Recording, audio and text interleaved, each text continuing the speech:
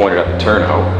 I would have thought that more people would have showed out, and made sure that we heard their voices, because I think our job can't be done without listening to the people. Okay. But we do have a monthly stakeholders meeting in Masten that we always host so that we can hear the voices of the people, to make sure that we do understand the pulse of the community. So as far as I'm concerned, this meeting was not new news to me. Right. I didn't hear anything that I haven't heard from my constituents personally, but at the end of the day, it's good for the entire city to hear our concerns. That way, it can't be denied, but it can be justified. Well, actually, the PB was very interesting because Masten I inherited PB when I first came to Masten as a council PB as member. participatory budgeting? As in participatory budgeting. Okay. And it yielded some great ideas, and with those ideas, of course, naturally, the ones that did not get approved through the democratized process, I actually adopted those ideas for my district anyways.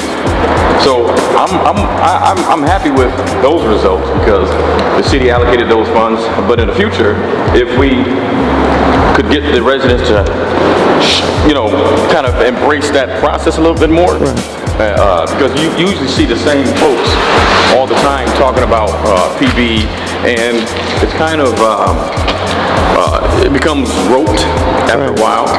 And what we want to do is see some new faces. I would love to see some new faces behind PB. And the folks who've been talking about it already are some of the major proponents of PB.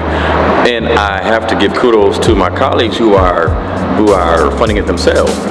Now, I have my own democratized process in Masten District.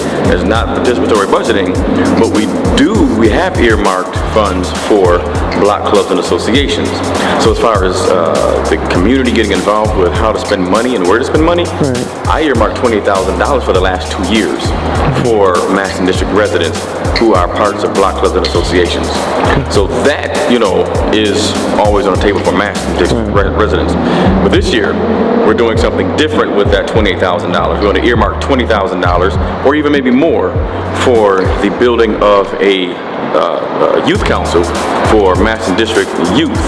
So that means the young people are going to be able to have a say in where the money goes for youth programming.